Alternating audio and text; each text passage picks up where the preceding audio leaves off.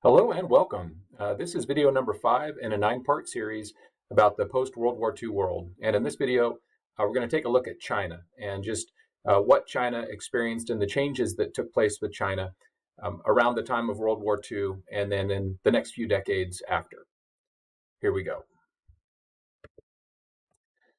All right, so there's a lot of different stuff to talk about with China, so I'll just try to work through this step by step, backing up to the time before World War II actually got started. It's important to remember that China was involved in a civil war, and then when they were invaded by Japan, that civil war was put on hold during the time that World War II took place, but that civil war would then resume as soon as World War II was over.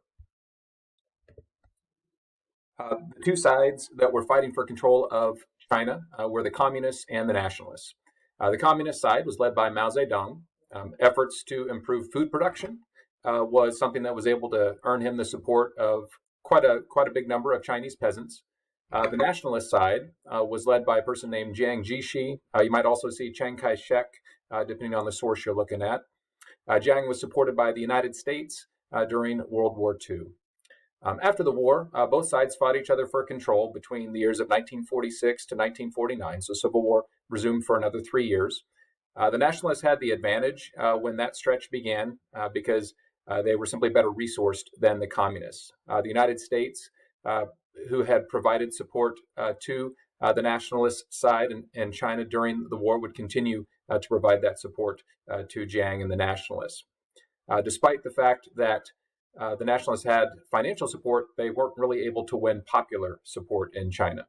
The economic conditions in China were pretty awful, and a number of Chinese people began to support Mao and the Communists because he promised to provide the kinds of things they really were going to need for survival, like food, giving land to the peasants, things like that would really resonate with the peasant people in China.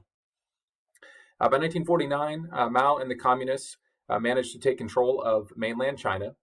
The nationalist leaders fled to a small, tiny island that was called Formosa, that we call Taiwan today. America was very disappointed in the results because we didn't support communism. And soon after the communists took control of mainland China, Mao and China would sign a treaty of friendship with the Soviet Union. This was something we saw as just another step towards the Soviet Union taking over the world. So we were pretty concerned at this point. Now, the way things turned out with the Chinese Civil War meant that there were actually two Chinas. Some countries recognized the People's Republic of China, or mainland China, as China, the real China. Other countries, such as the United States, recognized the small little island of Taiwan that at this point was being referred to as the Republic of China. That was being ruled by Jiang and the Nationalists. And so depending on which country you were in the world, you might recognize one or the other. If you look at the map on the screen, the purple one represented mainland China, the orange represented Taiwan. Now, this would be important just in and of itself, but it would also have an impact in the United Nations. As you know, China was a permanent member of the Security Council in the United Nations, and it was a country that had veto power on any Security Council decision. The United Nations chose to recognize the Republic of China as the real China being represented in the UN, and this definitely led to frustration by some countries who didn't see it that way, and also created some very different possibilities for how voting might work in the UN Security Council. So that's something that we'll speak about, or I'll speak about in a later video in this series.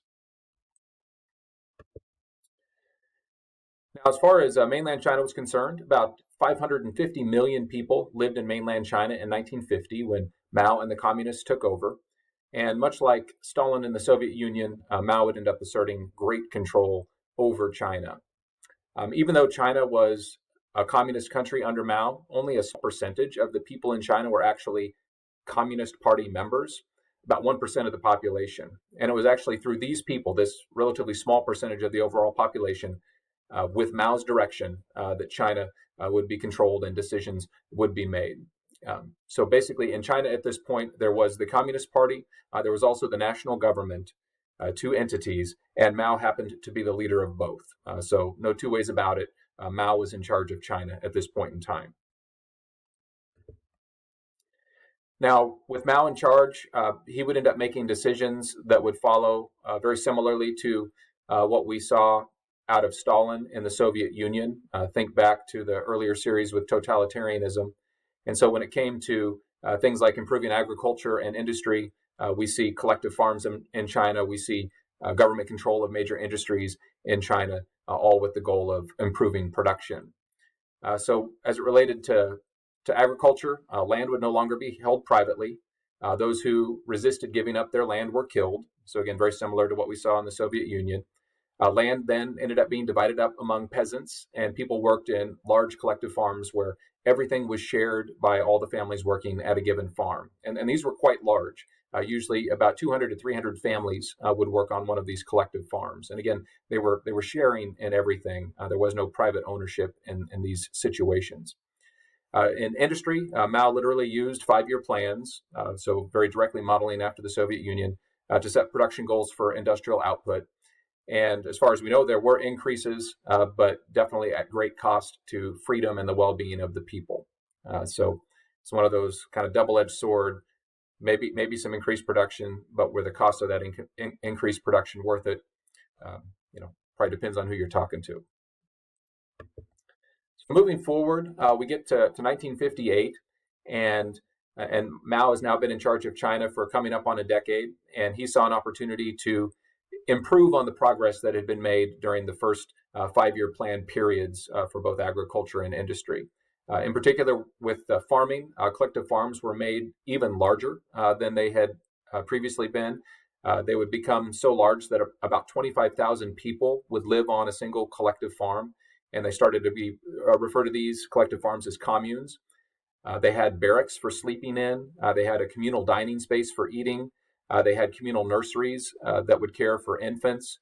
The people themselves owned absolutely nothing. They shared everything. And one of the things that we would see play out, and this speaks to some of the challenges where communism has been tried in various places around the world, is that what you see in these communes is when there was a lack of ownership and a lack of ability to personally benefit from your efforts, motivation went down to work hard pretty rapidly. And what ended up happening as time went by is what on paper looked like it should be a very efficient way to farm became extremely inefficient in actual production. And this led to crop failures and ultimately led to a lot of starvation. And so this great leap forward, as it was called, to really ramp up the efforts of communal living and communal working would prove to be a disaster. Now, moving forward a few more years, we see another stretch of time where under Mao's leadership, interesting ideas were put in play to try to make China better, at least in the mind of Mao. And so by 1966, Mao felt that the communist goal of social equality was fading away. And so he wanted to do something to try to revive that goal. Basically, he tried to encourage revolution to happen. And in particular, he encouraged young people that were referred to as Red Guards to basically stop what they were doing, leave school, and just simply go make revolution. Not necessarily a lot of guidance, but just this idea of revolution in Mao's mind was the way to make China better. And basically what resulted was a movement where the peasant and the worker were glorified. People who were viewed as intellectuals, so people like teachers, people like industry leaders, kind of think those that were viewed as the smart people were seen as bad. And those people were forced to purify themselves by doing hard labor. And what this led to, probably not surprisingly, was a lot of chaos. Production of the things that were needed went down, and basically everything went backwards. And one thing that I think is always important to remember about movements like this, if you get rid of the smart people, if you get rid of the hardworking people, or if you make life difficult for the smart, hardworking people, you're going to end up with nothing. We've seen it happen before. We'll see it happen again.